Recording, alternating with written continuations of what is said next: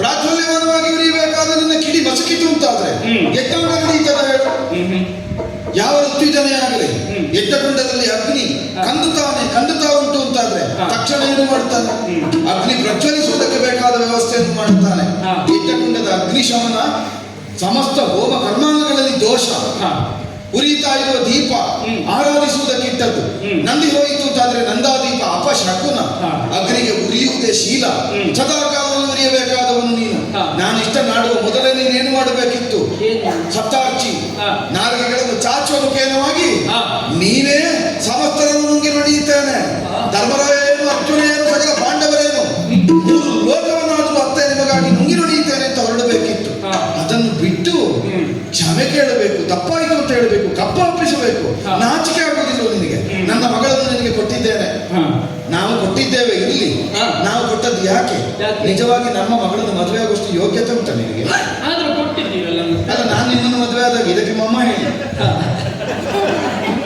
ಉಂಟ ನನಗೆ. ಸಪ್ತಋಷಿಗಳ ಹೆಂಡತಿಯಲ್ಲಿ ಚಾಪಲ್ಲಿಟ್ಟು ಕಾಮನಿಂದ ಹೊರಟ ಒಬ್ಬ ಲಂಪಟ ನೀನು. ನಿಮ್ಮತ್ತಲ್ಲ, ಅವನದ್ದು. ಮಗಳಿಗೆ ಹುಟ್ಟಿದ್ರೆ ಸಮಸ್ಯೆ ಆಗಿದೆ. ಎಂತದ್ದು? ಅಪ್ಪನಾಗಿ ನಾನು ಸಹಿಸಬೇಕು. ಈಗ ನಾನು ನಿಮ್ಮನ್ನು ಸಹಿಸ್ತೀವಿ, ಅವಳು ಸಹಿಸ್ತಾಳೆ. ನಿನ್ನದ್ದು ಹಾಗೆ ಆಗಲಿಲ್ಲ. ಈಗ ನನ್ನದು ಒಂದಾದ್ರೂ ಅಂತ ನೀವು ಹೆಚ್ಚು ಮಾತಾಡಿದ್ರೆ ಅವನದ್ದು ಬಿಟ್ಟು ನಿಮ್ಮದ್ದು ಮಾತಾಡ್ತೇನೆ. ಹಾಗಾದ್ರೆ ಈಗ ಸಪ್ತರ್ಷಿಯರ ಜಾಯೆಯರನ್ನು ನೋಡಿದ್ದು ಅಂತಾದ್ರೂ ಅದೆಲ್ಲ ಗೊತ್ತಿದ್ದೇ ಅಲ್ವೋ ನಿಮ್ಮ ಮಗ? ಅದನ್ನೇ ಇದು ಕೊಟ್ಟದ್ದು ಯಾಕೆ? ಎಷ್ಟು ದೋಷವೇ ಇರಲಿ, ನಮ್ಮ ಅಳಿಯ ಏನು ಪ್ರಯೋಜನ ಇಲ್ಲದವನಾಗಲಿ ನಮಗುಪಕಾರಕ್ಕೆ ಬರ್ತಾನೆ ಅಂತ ಕೊಟ್ಟದ್ದು. ನಮ್ಮ ಹಾಗಲ್ಲ, ನಿಮ್ಮ ಮಗಳು ಇಷ್ಟಪಟ್ಟದ್ದು ನೀವೇನು ಮಾಡಿದ್ರಿ? ದೇವತೆಗಳ ಚಿತ್ರ ಬಿಡಿಸಿ ಮಗಳಲ್ಲಿ ಕೇಳಿದ್ರಿ. ಮಗಳು ವಯಸ್ಸಿಗೆ ಬರುವಾಗ ಇವನಾದೀತೋ ಇವನ ನನ್ನ ಚಿತ್ರಪಟವನ್ನು ನೋಡಿ ಅಗ್ನಿ ಅಂತ ಹೇಳಿದಾಗ ನನಗೆ ಅಗ್ನಿಯೇ ಬೇಕು ಅಂತ. ಏನು ಮಾಡುವ ಹೇಳು ಅಗ್ನಿ?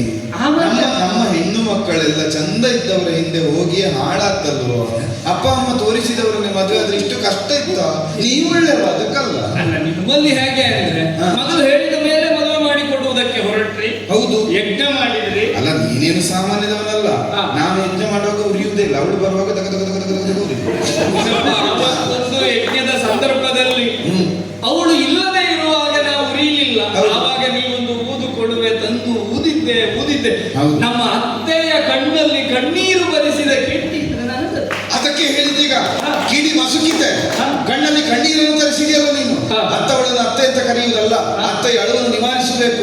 ನಿನ್ನ ಮಾವ ಗಂಡ ಆಗಿ ಹೋರಾಟ ಮಾಡಿದ್ದಾನೆ. ಮೊದಲು ನಿನ್ನ ಮಾವ ಹೀಗೆ ಮಾತಾಡಿದ್ದ, ನಿನ್ನಲ್ಲಿ ಸ್ವಭಾವ ಸಹಜವಾದ ಅಗ್ನಿ ಉಂಟು ಅಂತಾದ್ರೆ, ಉರಿಯುವಿಕೆ ಉಂಟು ಅಂತಾದ್ರೆ, ನೀನೆಲ್ಲಡೆಯಲ್ಲಿ ಇರುವ ಅಗ್ನಿ ಹೌದಾದ್ರೆ, ಗಾರಪತ್ಯ ಆರಾಧನೆ ಅಗ್ನಿಯೂ ಹೌದು, ಚಿತಾವಸ್ತ್ರವನ್ನು ಮಾಡುವ ಮಸಣದ ಅಗ್ನಿಯೂ ಹೌದು ಅಂತಾದ್ರೆ, ಲೋಕವನ್ನು ಸುಡುವ ಮುಕ್ಕಣ್ಣನ ಹಣೆಗಣ್ಣಿನಲ್ಲಿರುವ ಕಿಚ್ಚು ನೀ ಹೌದು ಅಂತಾದ್ರೆ, ಈಗ ಪಾಶುಪತವನ್ನು ಪಶುಪತಿಯಿಂದಲೇ ಮೆಚ್ಚಿಸಿದ ಪಾರ್ಥನನ್ನು ನೀನು ತುಡುಕದೇ ಇದ್ರೆ ನೀ ಅಗ್ನಿಯಲ್ಲ.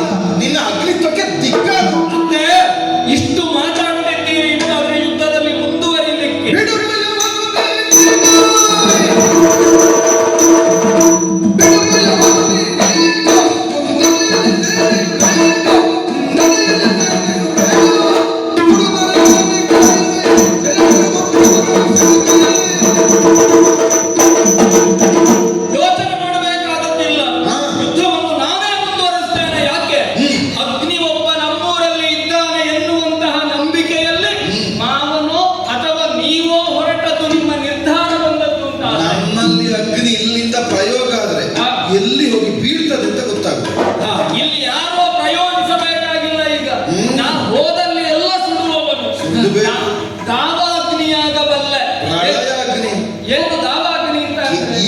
ಈಗ ಮಾತಾಡಿ. ಅಲ್ಲ, ಅದು ತೇಜಸ್ವಿ. ವನದ ಅಗ್ನಿ ಅಂತ ಅರ್ಥ. ವಿಫಲ ಆಗ್ಲಿಕ್ಕಿಲ್ಲ, ವಿಶ್ವಾಸ ಉಂಟಲ್ವ? ದಾವಾಗ್ನಿ ಅಂದ್ರೆ ಅರಣ್ಯದ ಅಗ್ನಿ. ಅರಣ್ಯವೇ ಅಗ್ನಿ, ಅರಣ್ಯವೇ ಅಗ್ನಿ ಆಗುವುದಿಲ್ಲ. ಅದು ಹೇಗೆ ಗೊತ್ತಾ? ಮಧ್ಯದಲ್ಲಿ ಒಂದು ಪದ ಲೋಪವಾಗುತ್ತದೆ ಸಮಾಸದಲ್ಲಿ. ಈಗ ಕಡುಬು ಗಣೇಶ ಅಂತ ಹೇಳುವುದಿಲ್ವಾ? ಕಡುಬು ಪ್ರಿಯನಾದ ಗಣೇಶ ಅಂತ ಅವನನ್ನೇನು ಹೇಳ್ತೇವೆ? ಕಡುಬು ಗಣೇಶ ಅಂತ ಕರೀತೇವೆ ಅಲ್ವಾ? ಹಾಗೆಯೇ ದಾವಾಗ್ನಿ ಹಾ. ಅಂದ್ರೆ ವನದಲ್ಲಿ ದಾವದಲ್ಲಿ ಹುಟ್ಟಿದ ಉದ್ಭವವಾದ ಅಗ್ನಿ. ಅರಣ್ಯವೇ ಬೆಂಕಿ ಅಲ್ಲ, ಅದು ಅರಣ್ಯವನ್ನೇ ಸುಡುತ್ತದೆ. ಕಾಳು ಕಿಚ್ಚು. ನೀರು ಅರಣ್ಯಮತನದ ಅಗ್ನಿಯ. ಹಾ, ಅರಣ್ಯ ಮಥನ ಆಗುವುದಾದ್ರೂ ಕಾಡಿನಲ್ಲೇ ಆಗುವುದು. ಆ ಚಿಡಿ ಒಂದು ವೇಳೆ ಆ ಅರಣ್ಯವನ್ನು ಸೇರಿತು ಅಂತಾದ್ರೆ ಎಲ್ಲವನ್ನು ದಹಿಸಬಲ್ಲ ಹಾಗೆ ಪಾಂಡವ ಸೇನೆ ಎನ್ನುವಂತಹ ಅರಣ್ಯವನ್ನ ನಾಶ ಮಾಡಿ ಬರ್ತೇನೆ. ಮಧ್ಯಮ ಪದ ಲೋಪ ಆಗಿದೆ. ಆ ರೀತಿಯಲ್ಲಿ ದಾವಾಗ್ನಿಯಾಗಿ ಹೋಗಿ ಬರ್ತೇನೆ ಅತಿ ಶೀಘ್ರವಾಗಿ. ನೀನು ಪಾಂಡವರನ್ನು ಸೋಲಿಸಬೇಕು. ಹಾಗಂತ ನನ್ನ ಗಂಡ ಇಲ್ಲಿರುವುದು ಬೇಡ. ಮತ್ತೆ ನೀವು ಹೋಗಿ ಅವು ಉರಿಯುವುದು ನೋಡುದು ಬೇಡ. ನಿಮಗಂತೂ ಹೊಡಿಲಿಕ್ಕೆ ಆಗ್ಲಿಲ್ಲ, ಹೊಡೆಯುವುದಾದ್ರೂ ನೋಡಿ ಬಂದ ಹೇಳಿ. ಆಗಲೂ ಹೋಗಿದ್ದೇನೆ, ಹಿಂದೆ ಬಂದಿದ್ದೇನೆ. ಹೌದು, ಈಗ ಅಲ್ಲಿಯನ ಒಟ್ಟಿಗೆ ಹೋಗುತ್ತೇನೆ, ಒಟ್ಟಿಗೆ ಬರ್ತೇವೆ. ಏನಿಲ್ಲ, ಒಟ್ಟಿಗೆ ಬರುವುದು ಬೇಡ, ಒಟ್ಟಿಗೆ ತನ್ನಿ, ವಿಜಯವನ್ನು ತನ್ನಿ. ಮತ್ತೆ ಅಲ್ಲಿ ಹೋಗಿ ಶ್ರೀನಿವಾಸ ಇದ್ದಾನಂತ ಹುಡುಕಬೇಡಿ. ಇಲ್ಲ ಇಲ್ಲ. ಮತ್ತೆ ಯುದ್ಧವನ್ನು ಮುಗಿಸಿ ಮತ್ತೆ ನಾ ಇಲ್ಲಿಗೆ ಬರ್ತೇನೆ ಅಂತ ಹೇಳಲಿಕ್ಕೆ ಆಗುದಿಲ್ಲ. ಅದೆಂತದಕ್ಕೆ? ಅವ ಬಾರದಿದ್ರು ನಾನು ಬರ್ತೇನೆ. ನೀವು ಬಾರದಿದ್ರೆ ಬಿಟ್ಟೇನ? ಅವರಿಗೆ ಇನ್ನು ಎಲ್ಲೂ ಹೋಗ್ಲಿಕ್ಕೆ ಆಗುದಿಲ್ಲ, ಅದರಿಂದ ಬರ್ತಾರೆ. ನಿನಗೆ ಎಲ್ಲಿಗೂ ಹೋಗ್ಲಿಕ್ಕೆ ಆಗ್ತದೆ, ಹಾಗಾಗಿ ಹೋಗ್ತೀನಿ.